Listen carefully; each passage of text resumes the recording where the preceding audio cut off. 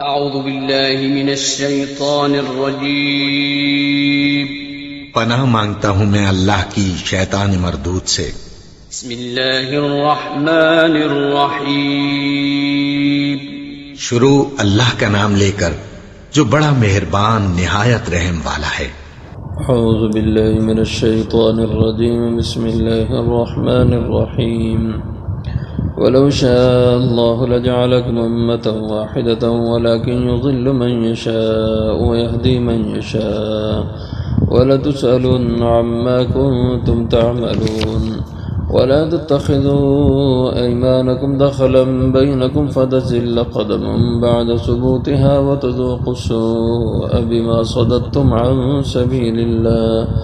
ولكم عذاب عظيم ولا تشتروا بعهد الله ثمنا قليلا إنما عند الله هو خير لكم إن كنتم تعلمون ما عندكم ينفد وما عند الله باق ولنجزين الذين صبروا أجرهم بأحسن ما كانوا يعملون۔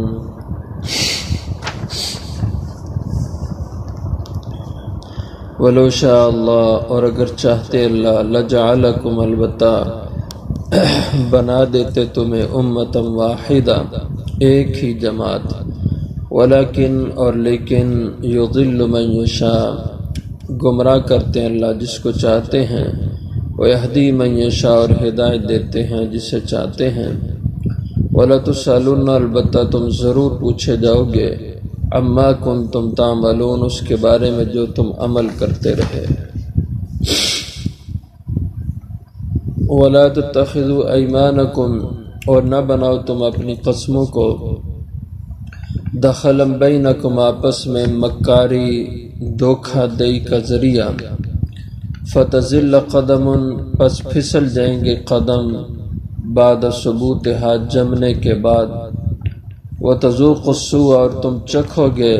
مزہ برائی کا، بما صددتم عن سبیل اللہ، بسبب اس کے جو تم نے روکا،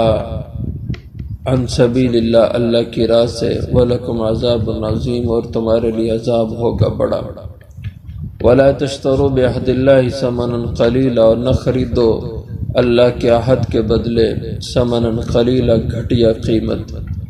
انما عند اللہ، بے شک جو اللہ کے پاس ہے، وہ خیر لکم، وہ بہت بہتر ہے تمہارے لیے، ان کنتم تعلمون، اگر تم جانو، ما عندکم ینفد، جو کچھ تمہارے پاس ہے وہ فنا ہو جانے والا، ختم ہو جانے والا ہے، وما عند اللہ باق، اور جو اللہ کے پاس ہے وہ باقی رہنے والا ہے۔ وَلَنَجْزِيَنَّ الَّذِينَ، البتہ ہم ضرور بدلہ دیں گے ان لوگوں کو، صبر جنہوں نے صبر کیا، اجرہم، ان کا اجر، بِأَحْسَنِ، جو بہت اچھا ہوگا، ما کانوا یعملون، اس سے جو وہ عمل کرتے رہے۔ گزشتہ آیتوں میں اللہ کی ذات سے کیے وعدوں کو پورا کرنے کا کہا گیا کہ اللہ سے کیے ہوئے وعدے پورے کرو، ان کے خلاف نہ کرو، ان کو توڑو نہیں۔ اور مثال سے بات سمجھائی، جیسے کہ کوئی عورت چرخہ کاتے، سوت کاتے، اور کاٹ کے آخر پھر دوبارہ اس کو تار کر دے اور اس کو دھاگا کر دے، تو یہ کتنی عجیب بات ہے۔ اسی طرح قسمیں اٹھا کر کسی بات کو پختہ کرنا اور پھر اس کے بعد قسم کو توڑ دینا، یہ صحیح ہے۔ اور اب فرماتے ہیں اللہ جل شانہ کہ دنیا میں اللہ نے تمہیں دونوں راستے دیے، اچھائی اور برائی کے، اور تمہیں عقل دے دی کہ تم اب اپنی عقل سے خود فیصلہ کر کے اچھائی پہ چلو یا برائی پہ چلو، ایمان پر چلو یا کفر پر چلو، ہدایت پر چلو یا گمراہی پہ چلو، اب یہ تمہارا اپنا فیصلہ ہے۔ اللہ نے کسی بھی انسان کو اس میں مجبور محض نہیں بنایا۔ کیوں؟ کہ ولو شاء اللہ، اور اگر چاہتے اللہ، لجعلکم، اگر تمہارے اچھے برے کا اختیار تمہیں نہ دیتے اللہ، اپنے ہاتھ میں رکھتے، تو پھر اس صورت میں اللہ بنا دیتے تمہیں امتن واحدہ، ایک ہی جماعت، یعنی سب ایمان پر اللہ جمع کر دیتے، پوری انسانیت ایمان پر رہتی، کوئی کافر نہ ہوتا، اچھائی پہ رہتا، کوئی بھی برائی نہ کرتا۔ لیکن اللہ کی منشا ایسے نہیں تھی اور اللہ کی حکمت ایسے نہیں تھی، اور اس کی حکمت میں تھا کہ وہ سچائی جھوٹ کو بتلا دے، حق باطل کو بتلا دے، واضح کر دے، ہدایت اور گمراہی کے راستے کھول دے اور عقل دے دے وہ اپنے بندوں کو۔ اب وہ بندے اپنی عقل استعمال کر کے ان میں جو اچھائی کا راستہ اس کو اختیار کریں، برائی کے راستے کو چھوڑ دیں۔ اس لیے فرمایا وَلَٰكِن يُضِلُّ مَن يَشَاءُ، کہ اللہ نے تمہارے اختیار میں دے دیا۔ اب جو گمراہ ہونا چاہے ضابطے کے ساتھ اللہ اس کو گمراہ کر دیں گے، اور لیکن اللہ گمراہ کرتے ہیں جس کو چاہتے ہیں ضابطے کے مطابق، یعنی کہ فلما زاغوا ازاغ اللہ قلوبہم، جب لوگ خود پھرے تو اللہ نے ان کے دلوں کو پھیر دیا۔ نولہ ما تولی، جس طرف انسان پھرنا چاہتا ہے ہم اس کو اسی طرف پھیر دیتے ہیں، یہ اللہ کا ضابطہ ہے۔ ویہدی من یشاء، اور اللہ ہدایت دیتے ہیں جس کو چاہتے ہیں ضابطے کے ساتھ۔ وَلَتُسْأَلُنَّ عَمَّا كُنتُمْ تَعْمَلُونَ، البتہ تم ضرور پوچھے جاؤ گے اس کے بارے میں جو تم عمل کرتے رہے۔ تو اب اللہ تعالیٰ نے تمہیں دونوں راستے بتلا کے اختیار دے دیا، جس کو چاہو تم اپنا لو، لیکن یہ ذہن میں رکھنا کہ جس راستے کا بھی انتخاب کرو گے کل کلا اس کا تمہیں جواب دینا ہے۔ اگر تم نے برائی کا راستہ اختیار کیا، بلائی کو چھوڑا، ہدایت کو چھوڑا، گمراہی کو اختیار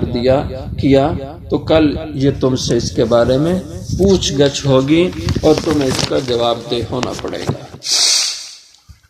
وَلَا تَتَّخِذُوا أَيْمَانَكُمْ دَخَلًا بَيْنَكُمْ، اور نہ بناؤ تم اپنی قسموں کو دخلا بینکم، یہ مضمون پہلے بھی کچھ بیان ہوا، مزید اللہ اس کو بیان کرتے ہیں چونکہ یہ ابتلاء عام ہے، یعنی اکثریت لوگوں کی اس کا مزاج ایسا ہی ہے کہ قسم اٹھا لینا اور پھر اس کو توڑ دینا، اور لوگوں کو اعتماد دلانے کے لیے قسم پہ قسم، قسم پہ قسم، لیکن جب کوئی قسم پہ اعتماد کر لے تو اس کے اعتماد کو ٹھیس پہنچائی جاتی ہے۔ یہ بہت برا رویہ ہے، اس لیے اللہ نے اس کی مذمت زیادہ کی ہے۔ فرمایا وَلَا تَتَّخِذُوا أَيْمَانَكُمْ دَخَلًا، اور نہ بناؤ اپنی قسموں کو دخلا بینکم، آپس میں مکاری کرنے کو، دھوکہ اور فریب دینے کو، کہ قسم دے کر تم کسی کو مطمئن کرتے ہو کہ یہ چیز بہت اچھی ہے، اور اس کو قسم دے کر اچھی کہہ کے تم نے بیچ دیا، جبکہ وہ چیز ایسے نہیں تھی۔ تم نے کسی کو قسم دے کر کسی بات کا پابند کر دیا کہ میں تمہارے ساتھ ایسا کروں گا، تم میرے ساتھ ایسا کرنا۔ اب قسم دے کے اگلے کو مطمئن کر دیا، لیکن اور اس کے بعد پھر اس قسم کو یا وعدے کو توڑ دیا۔ وعدہ بھی ایک قسم کی شکل ہوتی ہے، اس لیے یہ زندگی کا اصول بنا لیں۔ اسلام کی شان یہ ہے کہ اسلام کا ماننے والا مسلمان وہ وعدے کے خلاف کبھی نہیں کرتا، اپنے وعدے کا پختہ اور پکا ہوتا ہے اور اپنی قسم کو نبھاتا ہے۔ یہ ایمان اور اسلام کی نشانی ہے۔ تو اس لیے فرمایا قسموں کے ذریعے سے لوگوں کو اعتماد میں لے کر ان کا اعتماد نہ توڑو، دھوکہ فریب قسموں کے ذریعے سے نہ کرو۔ فتزل قدم بعد ثبوتها، کہ پھسل جائیں گے بہت سارے لوگوں کے قدم بعد ثبوتها، ان کے جمنے کے بعد، یعنی کئی لوگ وہ تمہارے کہنے پہ، تمہاری دعوت پہ، اچھائی پہ آئیں گے، ہدایت کی طرف یا ایمان کی طرف آئیں گے، لیکن جب تمہارا کرتوت دیکھیں گے کہ تم وعدے کر کے مخالفت کرتے ہو، توڑتے ہو، قسمیں دے کر اعتماد دلا کر فریب اور دھوکہ دیتے ہو قسموں کے ذریعے سے، تو کئی لوگ ایسے ہوں گے جو ایمان اور ہدایت کے قریب آئے تھے اور تمہارا رویہ دیکھ کر پھر ہدایت اور ایمان سے دور چلے گئے۔ یہ مطلب ہے کہ فتزل قدم بعد ثبوتها، کہ کتنے ایسے قدم جو ایمان اور نیکی کی طرف بڑے تھے تمہاری دعوت تمہارے کہنے پہ، اور جب تم نے دھوکہ دہی سے کام لیا تو وہ قدم پھسل گئے، وہ واپس جو آگے بڑھنے والے قدم تھے واپس چلے گئے۔ اور یہ بہت بڑا نقصان ہے کہ انسان کے کسی برے عمل کی وجہ سے کوئی انسان نیکی سے دور ہو جائے، ہدایت سے دور ہو جائے، ایمان سے دور ہو جائے، یہ بہت بڑی بدبختی کی بات ہے۔ تو آج اللہ معاف کرے مسلمانوں کی اکثریت کا یہی حال ہے۔ دکاندار بھی جھوٹ بول کے، قسم کھا کر کے جھوٹی وہ اپنا مال بیچتا ہے، اور لوگ اعتماد کر کے آتے ہیں، وہ لوگوں کے اعتماد کو ٹھیس پہنچاتا ہے۔ مسلمان عالمی سطح پر کفار سے وعدے معاہدے کرتے ہیں، لیکن ان وعدوں اور عہدوں کو، معاہدوں کو پورا نہیں کرتے، جس کی وجہ سے اسلام کا سر کفر کے مقابلے میں جھک جاتا ہے، اور اسلام کو شرمندہ ہونا پڑتا ہے جب مسلمان کا رویہ دھوکہ دہی کا اور فریب کاری کا ہوتا ہے۔ یہ اسلام کی شان ہی نہیں ہے دھوکہ دہی اور فریب کاری۔ تو جو مسلمان ایسا عمل کرتا ہے اللہ کے ہاں بہت مبغوض ہے، بہت برا ہے اللہ کی نظر میں۔ اور اگر اس کی وجہ سے کوئی انسان نیکی سے دور ہو گیا، دین سے دور ہو گیا، ایمان سے دور ہو گیا، تو اس کی دنیا بھی تباہ اور آخرت بھی تباہ۔ وَتَذُوقُ السُّوءَ، اور تم چکھو گے برائی یعنی سزا اس دنیا کی، بما صددتم عن سبیل اللہ، یہ سزا دنیا میں اس کے بدلے میں ہوگی کہ جو تم نے دھوکہ دہی، فریب کاری، عہد شکنی کے ذریعے سے کسی کو دین سے دور کیا، اور تم سبب بنے دھوکہ دینے کی وجہ سے، فریب دینے کی وجہ سے، عہد شکنی کی وجہ سے کسی کے ایمان سے دور ہونے، ہدایت سے دور ہونے کا، یہ ہے اللہ کی راہ سے روکنا۔ بما صددتم عن سبیل اللہ، تم چکھو گے برائی یعنی سزا اس کے سبب جو تم نے روکا کسی کو اللہ کی راہ سے، یعنی تم روکنے کا سبب بنے۔ وَلَكُمْ عَذَابٌ عَظِيمٌ، اور تمہارے لیے آخرت میں بڑا عذاب ہوگا۔ وَلَا تَشْتَرُوا بِعَهْدِ اللَّهِ ثَمَنًا قَلِيلًا، اور نہ خریدو اللہ کے عہد کے بدلے ثمنًا قلیلا، تھوڑی قیمت، گھٹیا قیمت۔ یعنی کسی کو تم نے وعدہ دیا، کسی کے ساتھ معاہدہ تم نے کیا، کسی کو تم نے قسم دی، عہد و پیمان آپس میں کیے، اور پھر تم اس کو توڑتے ہو دنیاوی فائدے کی وجہ سے، کہ ایک آدمی سے سودا کیا، یعنی مثلا 100 روپے پہ سودا ہو گیا ایک چیز کا، اور بعد میں تمہیں مل رہا ہے 110 روپے اس چیز کے، تو اب سودا کرنا یہ ایک عہد و پیمان ہوتا ہے، اور 10 روپے زیادہ ملنے کی وجہ سے، 5 روپے زیادہ ملنے کی وجہ سے سودے کو توڑ دینا، اس سے منحرف ہو جانا زیادہ پیسوں کی لالچ میں، یہ ہے اللہ کے وعدوں کو، اللہ سے کیے ہوئے وعدوں کو تھوڑی قیمت کے بدلے بیچ دینا۔ اسی طرح جو اللہ کا عہد یہاں پہ لفظ بولا کہ سب انسانوں نے اپنے رب کو، اللہ کو اپنا رب کہنا، اس کا اقرار کیا، اپنی زندگی کا رب خدا کو بنا کے چلنا، اس کا عہد کیا، لا الہ الا اللہ محمد رسول اللہ۔ یہی عہد ہے کہ جس میں ایک ایمان والا اللہ سے عہد کرتا ہے کہ اللہ میں تیرے حکم مان کے چلوں گا، محمد الرسول اللہ،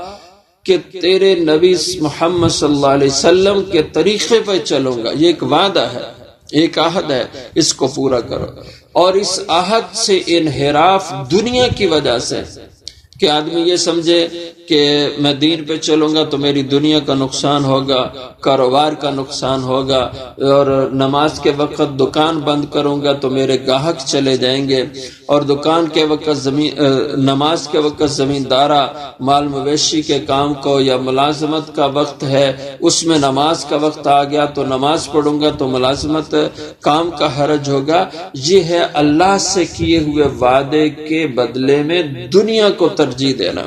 اور دنیا کے بدلے میں اپنے ایمان کو بیچ دینا ہے۔ یہ اپنے ایمان کو، اللہ سے کیے ہوئے عہد کو بیچنا ہے اس دنیا کی گھٹیا قیمت کے عوض میں۔ یہ تم نے قیمت بنا دی اپنے ایمان کی،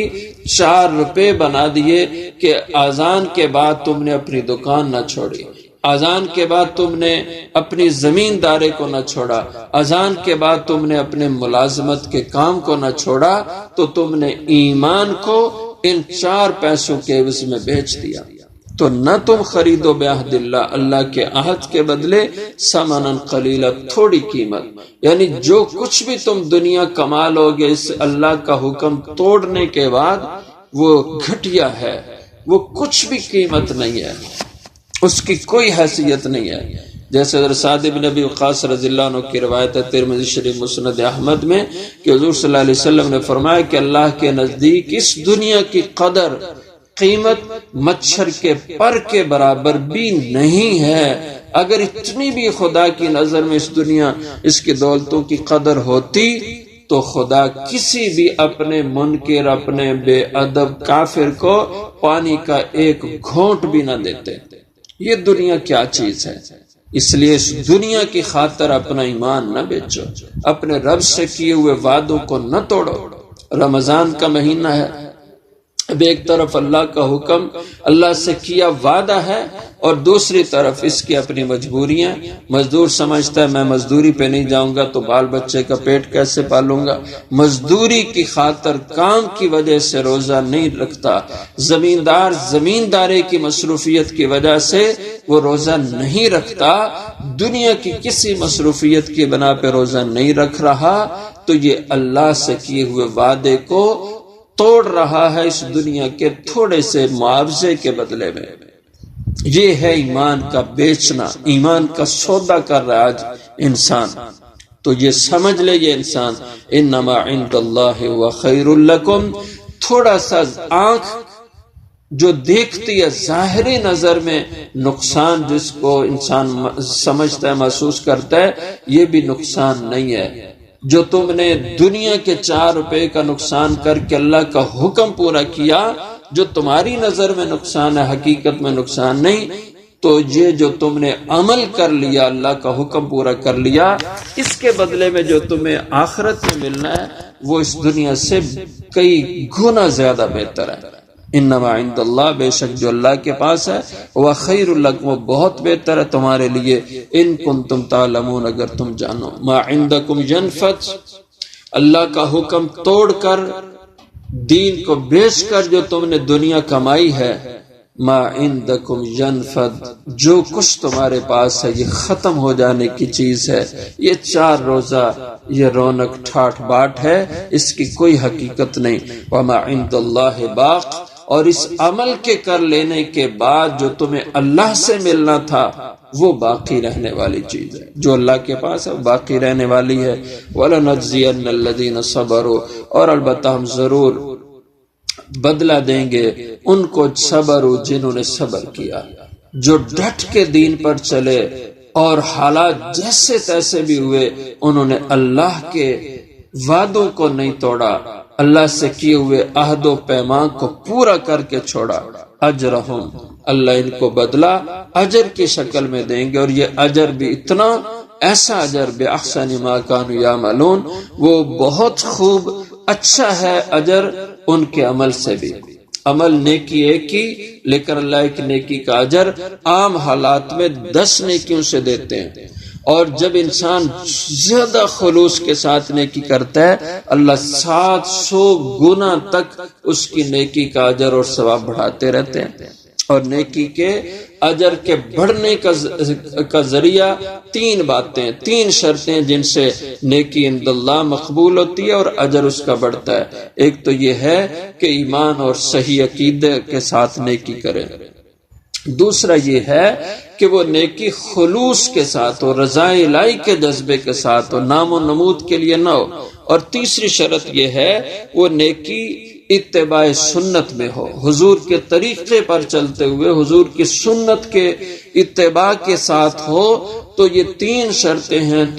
تو پھر نیکی کا اجر اللہ کے ہاں بہت بڑا ہے، اور وہ نیکی کا عمل اللہ کے ہاں مقبول عمل ہے، جس کے اچھے اثرات دنیا میں بھی پڑتے ہیں اور آخرت میں بھی اللہ نے بہت بڑے اجر کا وعدہ کیا ہے۔ وآخر دعوانا الحمدللہ۔